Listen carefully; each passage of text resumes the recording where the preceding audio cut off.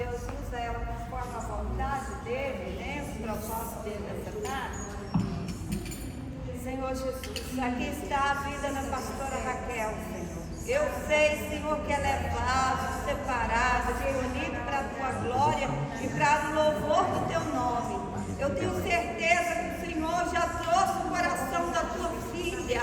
O que é que a tua igreja necessita nesta tarde? Aleluia! Oh, Jeremeneque, Alabá. Eu sei que tu estás aqui, Deus. Eu posso sentir uma presença gloriosa, Senhor, neste lugar. Eu sei que a tua mão poderosa está estendida sobre ela.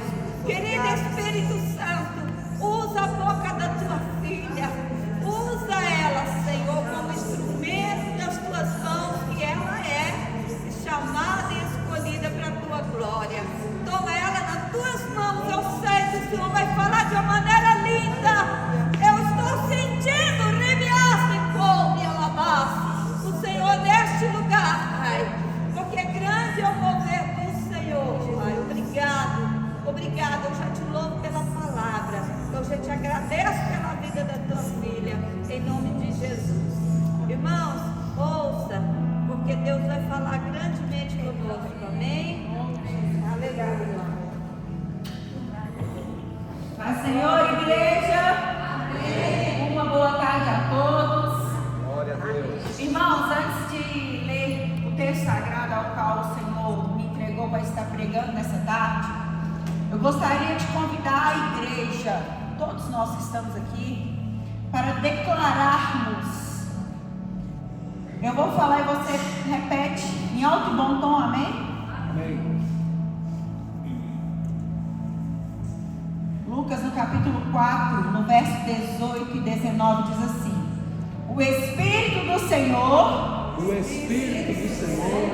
é sobre mim, pois que me ungiu para evangelizar os pobres, enviou-me a curar os quebrantados de coração, a apregoar liberdade aos cativos, dar vista aos cegos, a pôr em liberdade os oprimidos, a anunciar o ano aceitável do Senhor. Aleluia! Eu e você fomos chamados para esta obra. Nós já fomos capacitados por Ele. Ele nos ungiu para isto. Há um propósito pelo qual eu e você estamos nessa terra. Há um propósito pelo qual nós fomos chamados e separados pelo Senhor. Amém? Irmãos, há alguns dias atrás, eu estava lá em casa e eu fui estudar a palavra. E aí saiu, na verdade não saiu aqui. Alguns dias antes eu fui orar e eu pedi a Deus uma palavra e saiu aqui. A entrada triunfal de Jesus em Jerusalém. Eu tinha pedido a Deus uma resposta e Deus me respondeu então usando esse texto sagrado. Só que esse texto sagrado ele continuou queimando no meu coração, então eu entendi que Jesus queria falar comigo através dele. E eu decidi então tirar um tempo para poder estudar o que ele estava falando aqui. E domingo eu fui convidada para pregar em uma igreja. E no dia eu estava entre dois textos sagrados. Eu pensei, será que eu prego sobre a entrada triunfal de Jesus em Jerusalém? Ou será que eu prego sobre o paralítico no tanque de Betesda? Eu tinha estudado essas duas passagens. E aí eu orando e pedindo confirmação a Deus, porque eu precisava de uma confirmação para saber o que eu deveria falar naquele lugar, o que aquele povo precisava ouvir, porque a palavra não é minha, é dele. E aí nós chegamos para buscar a Cláudia. O Max estava lá e aí eu falei, nossa, eu estou com dois textos sagrados, eu não sei o que pregar. Só que eu não falei quais eram esses textos. E aí ele virou para mim e falou assim, prega sobre o paralítico no tanque de Betesda. O Espírito Santo é maravilhoso, né, gente? Ele é o Deus do antes. Falei, olha, amém, irmão. Era um dos textos que ele estava no meu coração de pregar. Então, naquele dia eu preguei sobre o paralítico no tanque de Betesda. E aí ontem a pastora Claudete me mandou mensagem perguntando se eu poderia trazer a palavra hoje. E se tem uma coisa que eu não gosto de recusar, é a oportunidade que eu tenho para pregar, até porque eu falo sem demagogia nenhuma, que se existe amor em mim, esse amor está em pregar a palavra de Deus, em poder falar daquele que vive e reina para sempre, em poder falar aos povos o que Jesus fez na minha vida e mostrar que Ele faz em nós e através de nós. E eu comecei a orar, falei, Senhor, o que é que o Senhor quer que eu pregue amanhã? Qual é a palavra? Orei, deitei, dormi, acordei. Falei, Jesus, fala comigo, me dá uma palavra para essa tarde. Falei, eu vou abrir a Bíblia e o que o Senhor, onde sair, eu vou pregar. E saiu exatamente na entrada triunfal de Jesus em Jerusalém. Então eu entendo que o Senhor quer falar conosco nessa tarde. Pode permanecer assentados que eu vou ler o texto aqui, são alguns versículos. E eu gostaria que você prestasse bastante atenção. Diz assim. Está lá em Lucas, capítulo 19, verso 28, se alguém quiser acompanhar. Evangelho de Lucas, capítulo 19, verso 28 em diante.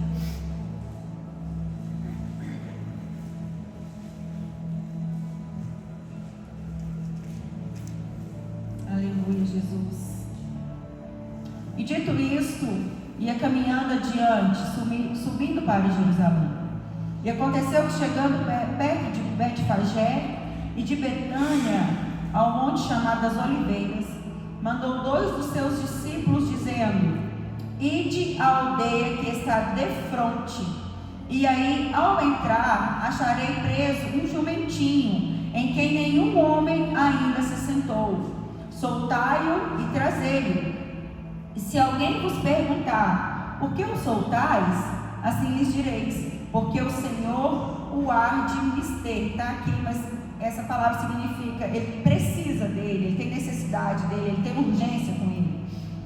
E indo os que haviam sido mandados, acharam como lhes dissera. E quando soltaram o jumentinho, seus donos disseram: por que soltais o jumentinho? E eles responderam: o Senhor o há de mister. E trouxeram-no a Jesus, lançando sobre o jumentinho os seus vestidos, puseram Jesus em cima. E indo ele, estendiam no caminho os seus vestidos. E quando já chegava perto da descida do Monte das Oliveiras, toda a multidão dos discípulos regozijando-se, começou a dar louvores a Deus em alta voz, por todas as maravilhas que tinham visto, dizendo: bendito o Rei que vem em nome do Senhor, paz no céu e glória nas alturas. E disseram-lhe dentre a multidão alguns dos fariseus: Mestre, repreende os teus discípulos. E respondendo ele, disse-lhes: digo-vos que, se estes se calarem, as próprias pedras clamarão. E quando ia chegando, vendo a cidade, chorou sobre ela, dizendo: se tu conhecesses também, ao menos neste teu dia, o que à tua paz pertence, mas agora isso está encoberto aos teus olhos. Porque dias virão sobre ti, em que os teus inimigos te cercarão de trincheiras, e te sitiarão, e te estreitarão de todas as bandas, e te derribarão, a ti e aos teus filhos que dentro de ti estiveram, e não deixarão em ti pedra sobre pedra, pois que não conheceste o tempo da visitação. Amém? Pai, nós já oramos, mas eu queria pedir que o Teu Espírito, Senhor, pudesse ministrar essa palavra através da minha vida. Pai, eu não quero ir além, mas eu também não quero ficar aquém daquilo que é a Tua vontade. Muito foi falado nessa tarde sobre coragem, sobre ousadia, Senhor, e é isso que eu peço a Ti. Pai, para honra e glória do Teu santo nome. Espírito Santo de Deus, dê-me coragem, ousadia, intrepidez, sabedoria, Senhor, para ministrar a Tua palavra. Mas eu ainda peço mais, Pai. Eu peço a Deus que as pessoas que estão reunidas nesta casa, que elas possam nesta hora, em nome de Jesus, Senhor, voltar os olhos e a mente para aquilo que será dito aqui, Pai. Porque não é sobre mim nem sobre quem prega, mas é sobre a palavra que tem um dono. Então, Pai, em nome de Jesus, que os corações que estão aqui hoje sejam, ó Deus, uma terra preparada, arada, Senhor, para que a palavra lançada, ela possa dar frutos a 100, a 60 e a 30 por um. Jesus, eu te peço, para honra e glória do Teu santo nome, em nome de Jesus, Pai. E que todo o inimigo da nossa alma, que Satanás e seus anjos pegue tudo que é deles agora e bata em retirada, porque aqui não há lugar para eles. Aqui quem reina, aqui quem fala, aqui quem aparece é o Senhor. Então eu te peço, Pai, em nome de Jesus, que tudo aquilo que não provém de Ti caia por terra agora. Assim eu oro, peço e agradeço em nome de Jesus. Amém? Amém. Queridos, enquanto a irmã Cleusa dava o testemunho da casa dela, eu lembrei de um livro que eu estou lendo, que foi uma indicação da Elzira, chama A Quarta Dimensão, de Paul Yang-Shu, e fala exatamente sobre isso, sobre a gente orar. Estou só abrindo um parênteses. Fala sobre nós orarmos segundo aquilo que desejamos. Paul Yang-Shu, ele fala que as nossas orações são muito vagas. Nós precisamos ser mais detalhistas, específicos naquilo que nós queremos do Senhor. Lembrem-se que ela disse que a casa dela, ela desenhou a planta da casa dela. Então ela fez um pedido específico a Deus. A hora que ela foi, eu falei com ela, ela falou: mas eu já tinha lido Quarta Dimensão. Eu já tinha aprendido com o irmão Paul Yang-Shu como deveria ser feitas as orações. E se você prestar bastante atenção no texto sagrado, muito antes de Paul Yang-Shu falar sobre isso, Jesus já nos dava exemplos acerca de como deveriam ser as nossas petições. Quando Jesus dá uma ordem aos seus discípulos, ele fala: vai, vocês vão achar um jumentinho, pega aquele jumentinho. Então o Senhor, ele foi um Deus, Ele é um Deus que Ele especifica as coisas, Ele fala com clareza de detalhes acerca daquilo que Ele deseja. Então nisso eu entendo que Ele ensina para mim e para você como nós devemos pedir para Ele. Muitas vezes nós falamos assim: Jesus me abençoou. Tá, você quer que eu te abençoe com o quê? O que você quer? Jesus queria um jumentinho, Ele precisava de um jumentinho. Tinha uma necessidade para Jesus naquele momento, que era o jumentinho. Ele precisava entrar em Jerusalém naquela ocasião montado em um jumentinho. Então Jesus sabia exatamente o que ele precisava, e ele fala exatamente sobre o que ele precisava para os seus discípulos. E muitas vezes nós oramos e não falamos isso com o Senhor. Por isso eu acredito que muitas vezes nós não vemos a resposta às nossas orações, porque nós não somos específicos. Ontem, na hora que eu cheguei da igreja, eu estava lendo o livro, e eu falei: vou ler mais um pouquinho. E lá, Paul Yang-Shu, ele fala que ele era muito ousado. Ele fala que ele começou a orar pedindo a Deus 1000 membros por mês na igreja dele. A princípio, só de começo, só para começar. E o Senhor realizou. Depois ele começou a pedir 10.000 membros, e ele orava em cima daquilo que ele cria que Deus podia fazer. E hoje a igreja dele é a maior do mundo. A igreja dele tem quase 1 milhão de membros. Irmãos, por quê? Porque ele foi específico nas petições dele, nas orações dele. Muitas vezes a gente vê as pessoas falando assim: Deus, me dá um carro. Existem milhões não, mas existem milhares de modelos de carros. Qual é o modelo que você quer? Qual é o modelo que é o do seu sonho? Fala para Jesus. Eu lembro que quando eu fui casar, eu falei para Jesus que eu queria casar numa uma chácara, que eu queria casar ao ar livre. Era o sonho do meu coração. E do jeito que eu pedi para Jesus, Jesus concedeu. Porque Ele concede os desejos do nosso coração. Então Jesus, Ele nos ensina isso. Ali naquela entrada triunfal, Ele já começa nos ensinando isso. O que Paul Yang-Shu também veio nos ensinar. E eu tenho aprendido. E eu chamei o Alan e eu falei com o Alan assim: quantos membros você quer por mês na sua igreja? Aí ele falou o número. Eu falei: então a partir de hoje eu te ajudo em oração, porque eu creio que o Senhor fará. Então, queridos, Jesus dá uma ordem, os seus discípulos vão mais que depressa. O que nós aprendemos com isso? Os discípulos, eles não questionaram. Antes mesmo deles pensarem em questionar alguma coisa, Jesus já falou para eles assim: vai, pega o jumentinho. Se alguém perguntar, vocês respondem que eu preciso dele. Ok? Então a ordem que Jesus dá para os seus discípulos, eles de pronto realizam. Quantas vezes o Senhor nos dá ordens? Quantas vezes o Senhor fala comigo e com você, e nós começamos a questionar o que Deus está falando. Nós começamos a querer entender como aquilo se fará, como que vai acontecer, como que vai realizar. Quantas e quantas vezes nós perdemos o nosso tempo diante de Deus, diante de uma promessa que Ele nos entregou, questionando a Ele como que aquilo vai acontecer. Quando na verdade, quando Jesus fala comigo e com você, Ele espera que eu e você façamos como seus discípulos, que de pronto nós saiamos para executar aquilo que Ele nos disse. Quantas pessoas têm promessas de que vai ter uma casa própria? Jesus falou: Deus manda te dizer que Ele vai te dar uma casa própria. E até ontem esse irmão e essa irmã não foi no banco para ver o financiamento, por exemplo. Se Jesus falou, você tem uma palavra. Se você tem uma palavra que vem do céu, Ele vai cumprir. Porque quem vela pela palavra dele é Ele mesmo, não sou eu nem você. O meu papel e o seu papel é se movimentar naquilo que Jesus falou sobre mim, sobre você. E é isso que aqueles discípulos fizeram.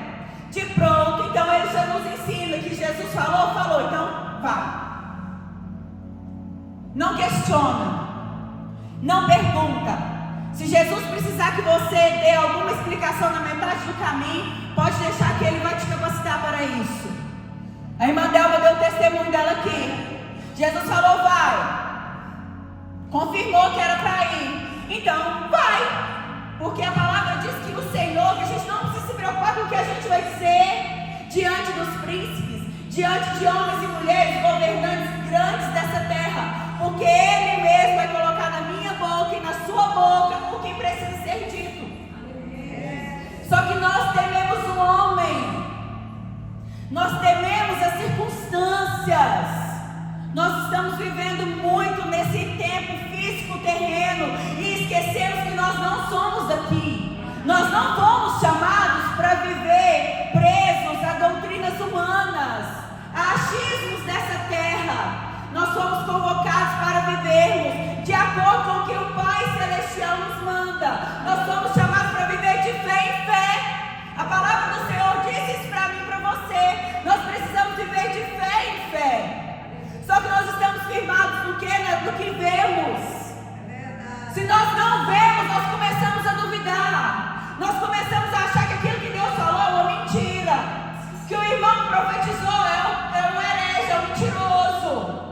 Não é verdade. O irmão profetizou, quem não creu foi você.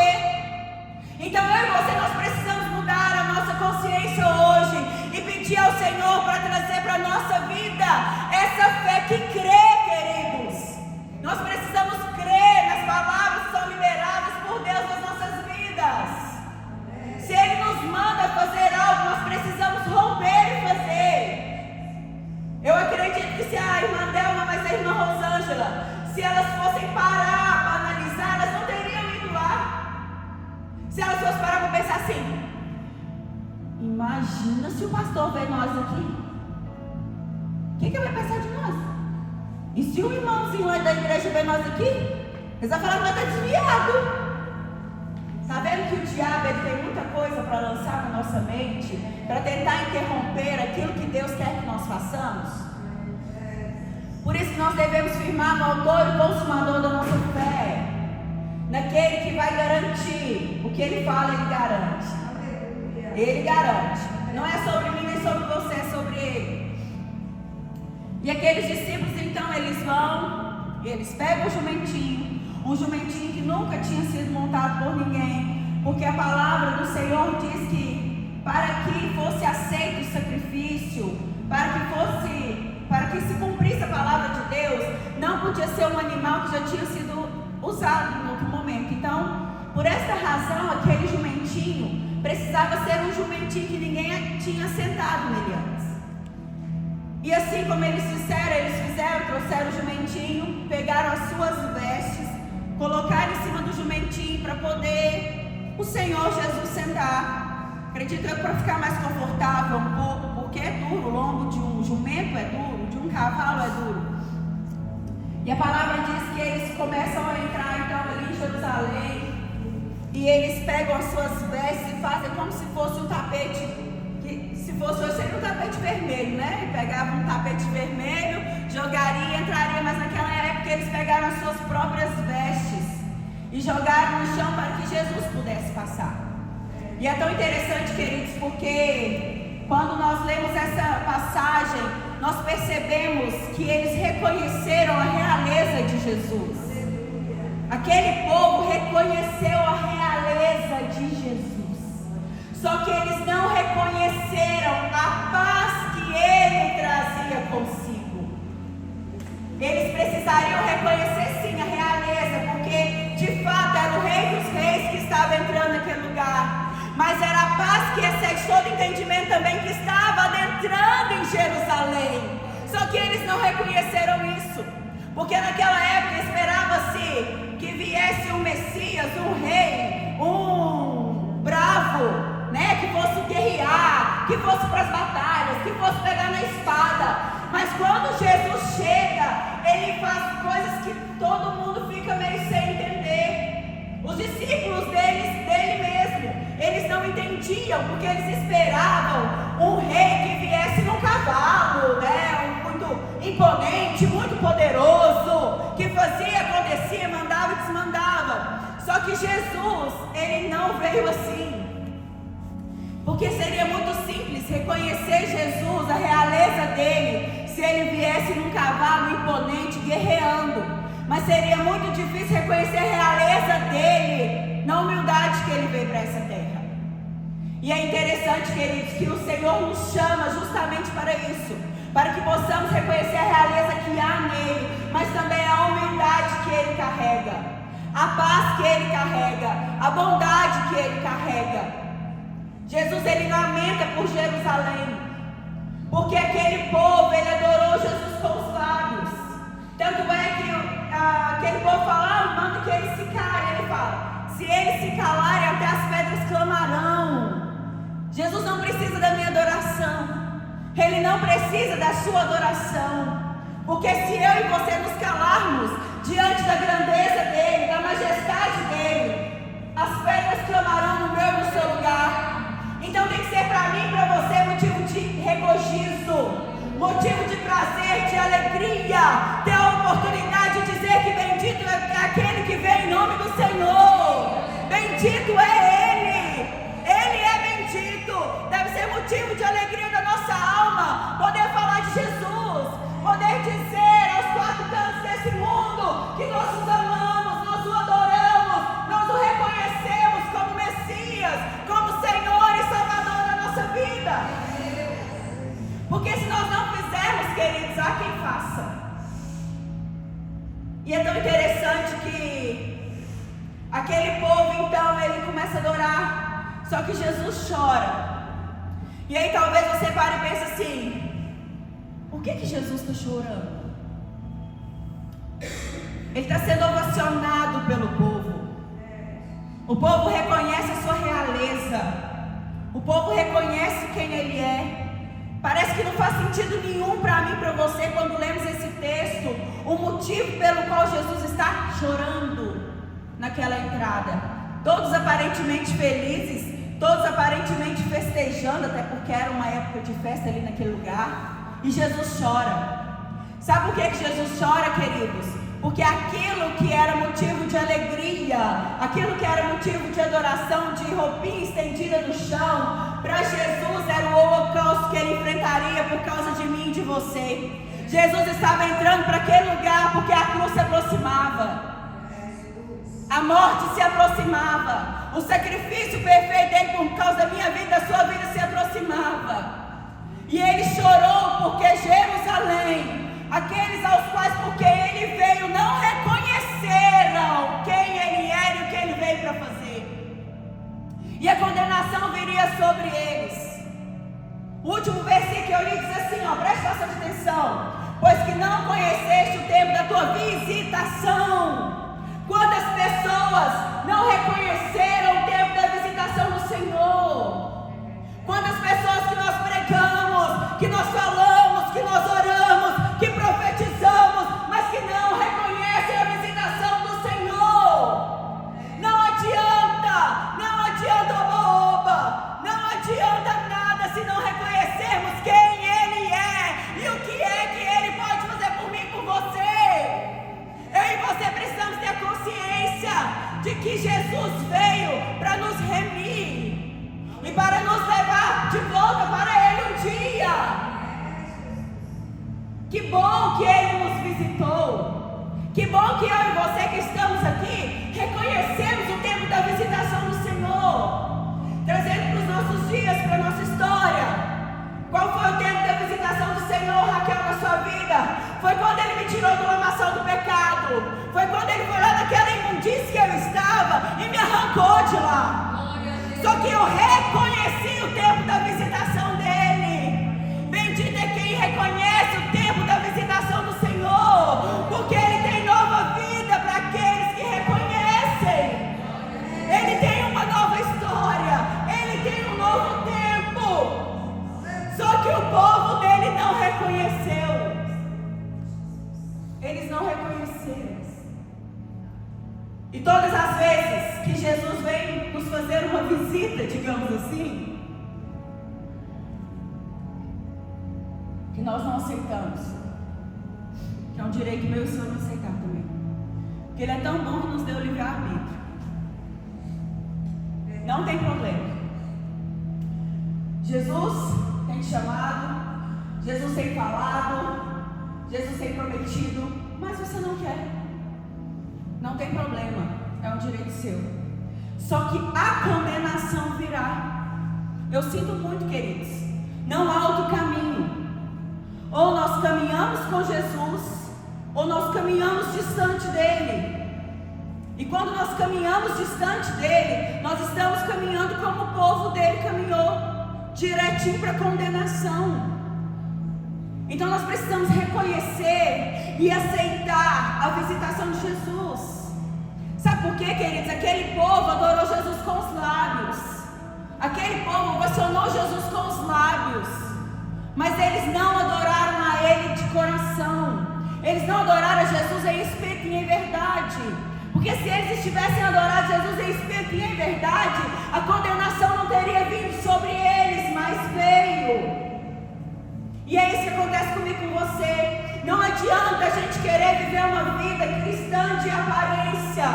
Não adianta a gente declarar que Jesus é rei com os lábios e viver como se Ele não existisse. Na imundícia dos nossos pecados, dos nossos delitos, daquilo que fazemos as ocultas, para que as pessoas não vejam, como se Ele não estivesse vendo nem contemplando. Ele vê tudo, igreja. Ele contempla tudo. Ele sabe exatamente o motivo pelo qual que eu subo nesse altar, para pregoar a boa nova dele. Se a minha intenção for boa, eu vou receber galardão naquele dia. Mas se a minha intenção for imunda, eu vou receber condenação naquele dia. Nada passa desapercebido dos olhos dele. Nada que fazemos nessa terra. Ele sabe tudo. Eu posso ser eloquente no falar, eu posso ser maravilhosa no pregar, eu posso pregar nas nações todas desse mundo. Se o meu coração não estiver nele, se a minha adoração não for genuína, ainda que eu ganhe o mundo inteiro,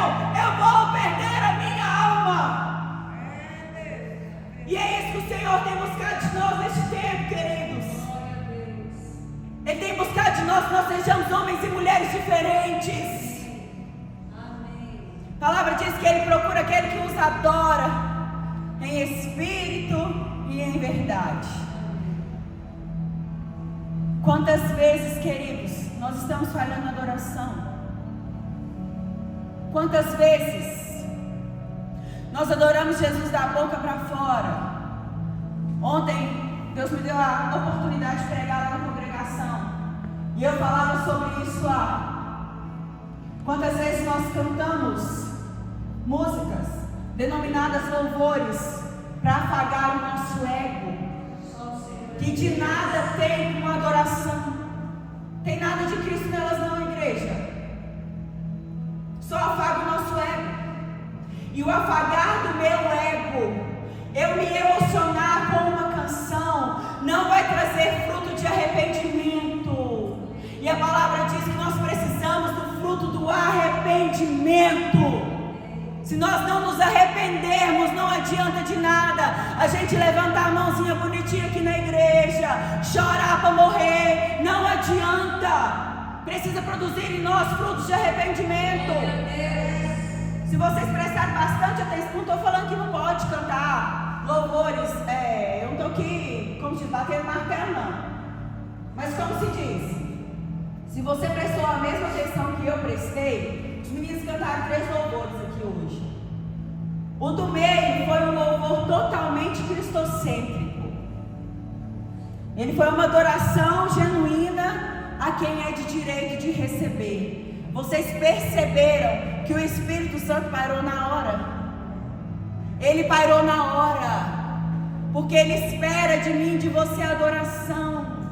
Ele espera que eu e você reconheçamos quem Ele é. Ele espera que eu e você digamos: bendito que vem em nome do Senhor, mas que nós reconhecemos e tenhamos um coração inclinado para Ele, reconhecendo de fato aqui, bendito que vem em nome do Senhor. Eu não sou digna nem de desatar as sandálias dos teus pés.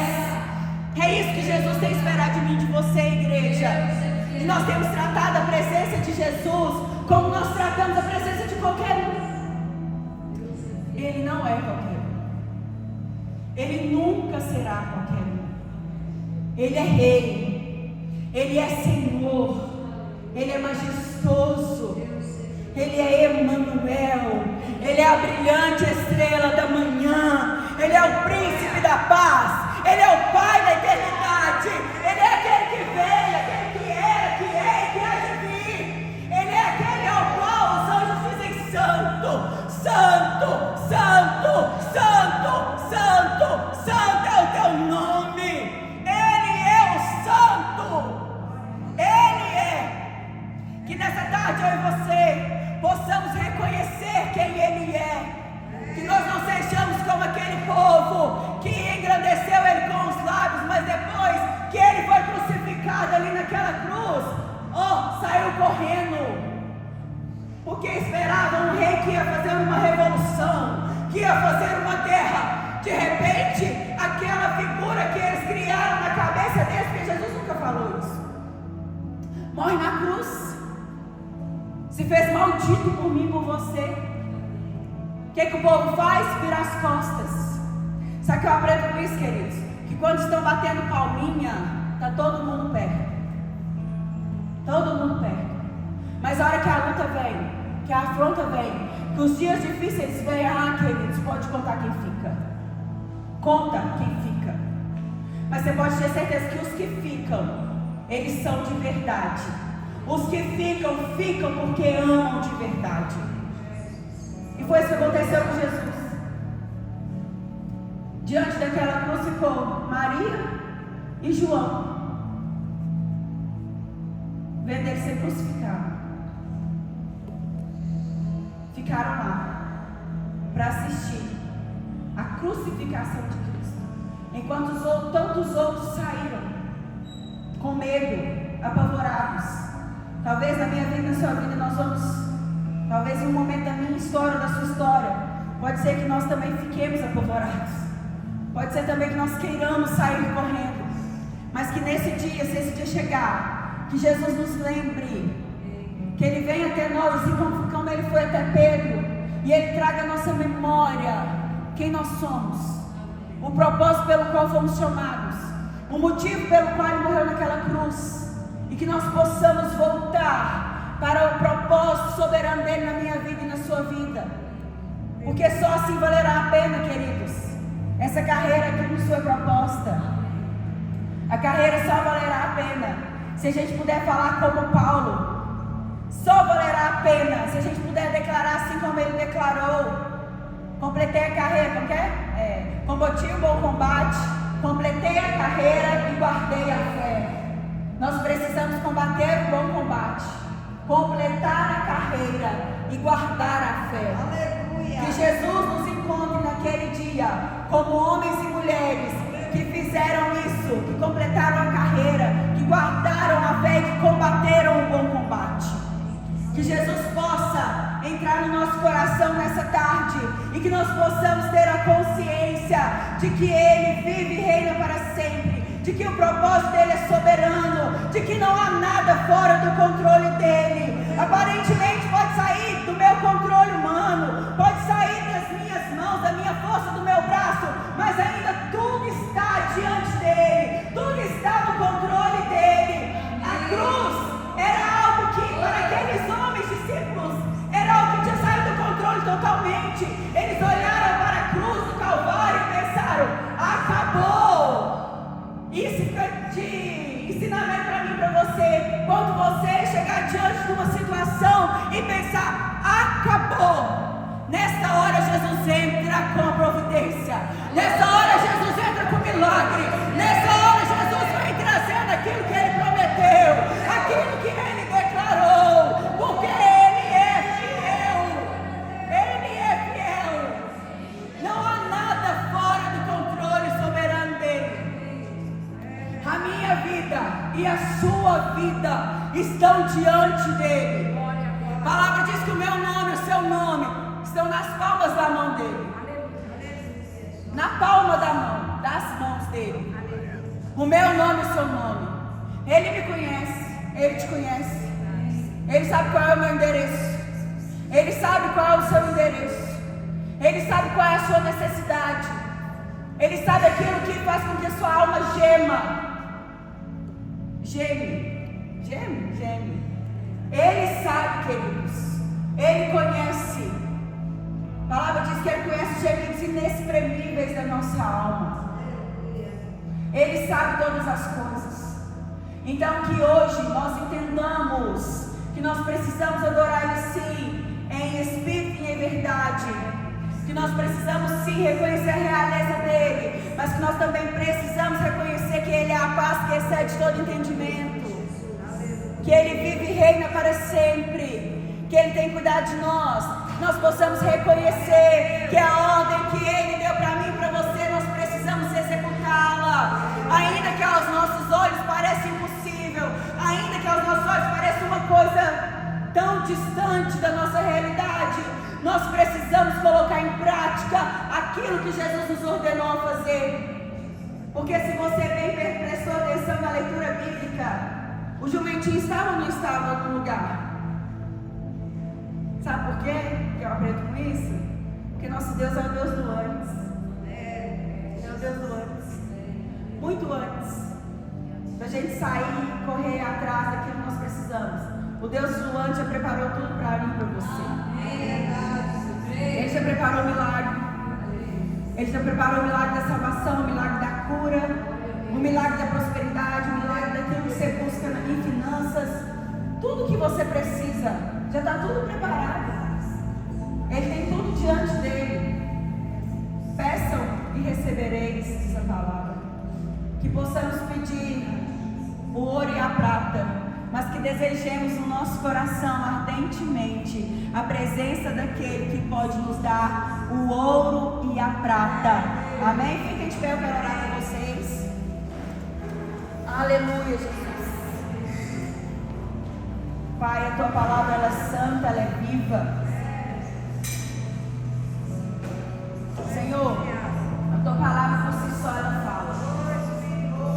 Se eu tivesse só lido esse texto sagrado, Senhor, só a leitura dele era o suficiente para a tua igreja ser alimentada, para a sua igreja, Senhor, crescer em sabedoria, em graça e conhecimento, Pai. Mas aprova, Senhor, falar através da minha vida também. Eu te agradeço e agradeço por isso. Pai, em nome de Jesus, que o teu povo que te chama pelo teu nome possa se humilhar e orar e se converter nos seus maus caminhos, Senhor. Porque só assim o Senhor inclinará os teus ouvidos para nós. Só assim o Senhor olhará para nós com olhar de misericórdia. Então nos leva à oração do arrependimento nessa tarde, Pai. Nos leva à oração, Senhor, de humilhação diante do Senhor, ó Deus. Eu te peço para honra e glória do teu santo nome. Pai, em nome de Jesus, que os nossos lábios não sejam, Pai, um sepulcro caiado, mas sejam, ó Deus, um lugar de adoração, um lugar de louvor, um lugar, ó Deus, onde seu nome é exaltado, Pai, onde a presença do Senhor é atraída, Jesus. Eu te peço para honra e glória do teu santo nome. Tem misericórdia de mim, Senhor, pecadora. Tem misericórdia de mim. Toca-me, ó Deus, com aquelas brasas vivas do altar dos meus lábios, Senhor. Santifica o meu falar, santifica o meu pensar, santifica o meu agir, Senhor. Em nome de Jesus eu te peço, para honra e glória do teu santo nome. Recebe, Jesus, a adoração da tua igreja. Recebe, Jesus, o louvor da tua igreja. E continua falando conosco, porque eu sei que tu estás no meio de nós. Aleluia, amém. Eu agradeço a oportunidade em nome de Jesus, amém.